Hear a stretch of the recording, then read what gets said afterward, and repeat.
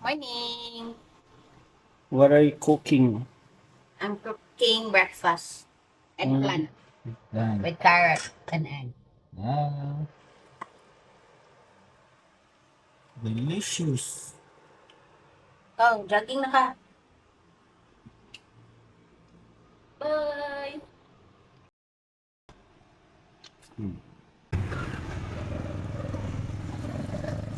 Yan. Apawis muna tayo guys. So actually right now, andito tayo sa um, kung naalala nyo yung bagyong Tino dati na sumalanta sa mga bahay dito sa Cebu, yung sa subdivision. Isa to sa mga nasalanta dati. Kita nyo yan guys. Yan yung flood control project dati. Yan o, nasira na yan.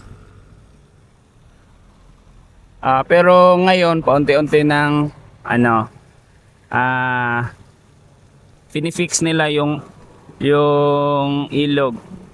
And ito yung isa sa subdivision dati na binaha, no? Pero so far, hindi ito yung pinakagrabe yung na-experience. Pero at least, isa to. Kasi yung tubig baha dati, lampas na dito sa riverside. Yan o, kita nyo yan na sira nga yung ano nila yung flood control project. So, dinagdagan na lang dito. Yan o. Pero, kung mapapansin nyo po, ang kitid na ng ilog.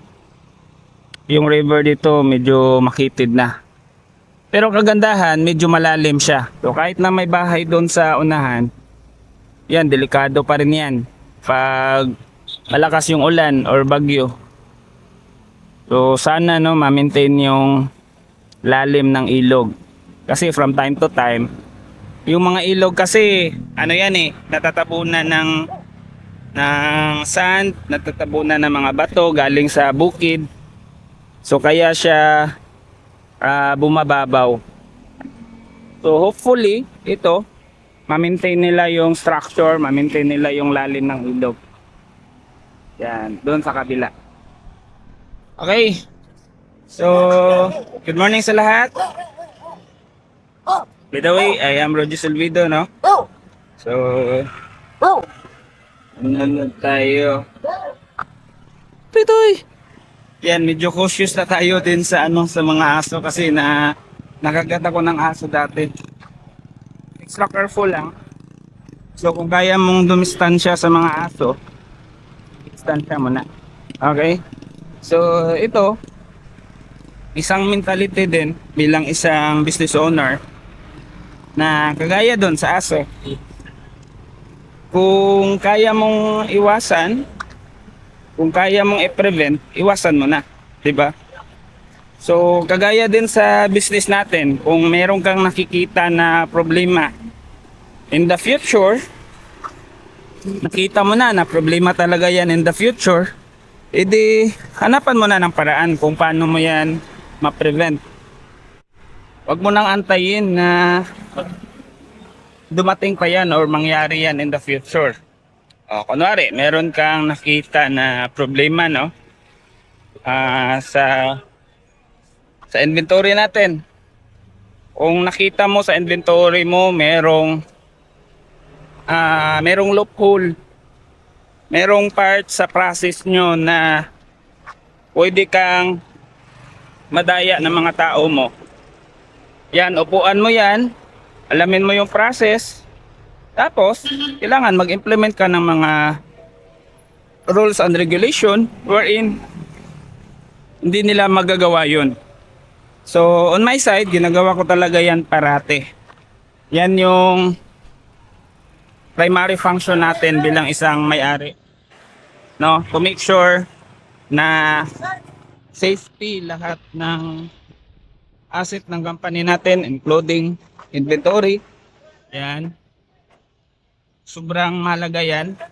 Kailangan intact yan. Kasi importante sa atin yung peace of mind, 'di ba? Pangit kasi yung kunwari ngayon nagja-jogging ako, pangit yung kabado ka ba? Kabado ka, nagwo-worry ka. Baka may mawalang item sa mga inventory mo. Or baka merong inventory doon na hindi mo matrace. Yun, pangit yun sa pakiramdam. Wala kang peace of mind, kumbaga. So, kahit na patulog ka na, hindi ka pa rin makatulog kasi iniisip mo na kumusta kaya yung inventory ko, 'di ba? Kumusta kaya yung mga tao ko doon? Kumusta kaya yung binta ko? So, ayun lang. Ang moral lesson lang talaga, kagaya doon sa aso kanina na iniwasan ko. Meron ako nakitang aso na pagdaan ko, medyo hindi naman siya aggressive, pero mafe-feel mo na pag nilapitan mo yun, baka unintentional na kagatin ka. Meron kasing ganong klaseng mga aso na parang kabado sila. Akala nila threat ka sa kanila. So kaya mangangagat sila. So sa akin, iniwasan ko na lang. So para sa akin kasi, importante pa rin yung ma-prevent mo yung mga ganong klaseng pangyayari. So para sa akin, pa rin, prevention is better than cure. O, di ba? Yun pala yung punchline eh. So ganun din sa negosyo natin, guys. Pag meron kang nakita na problema in the future, pero hindi pa siya nangyayari, upuan mo na, hanapan mo na ng paraan, hanapan mo na siya ng way kung paano mo yan maiwasan in the future. In that way, talaga, sa dire-diretso yung pagnenegosyo natin. Okay, so ayun, napahaba na yung explanation ko. So, umikot lang tayo saglit. So, target ko ngayon mga 6 to 7K lang. At least saktong pagpapawis lang. Isang problema ko pala kanina, sumakit yung ito, mga for the past 4 days, medyo sumasakit yung thigh ko. Dito banda dito. So baka hinala ko, baka injury to. Nung last trail run ko sa Cantipla. Kasi parang parang hanggang ngayon sumasakit pa rin siya. So imposibleng lang to normal lang to. Pero anyways,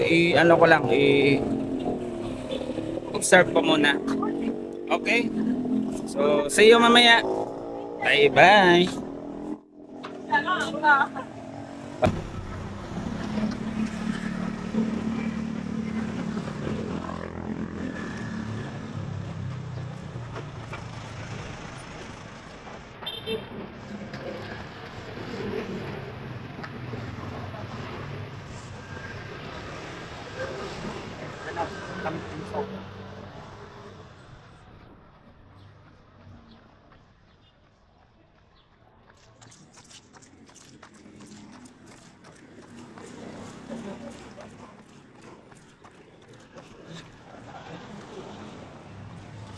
Mamalengke tayo saglit, guys.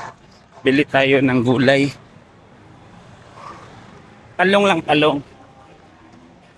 At ampalaya. Para mamaya ang tanghalian.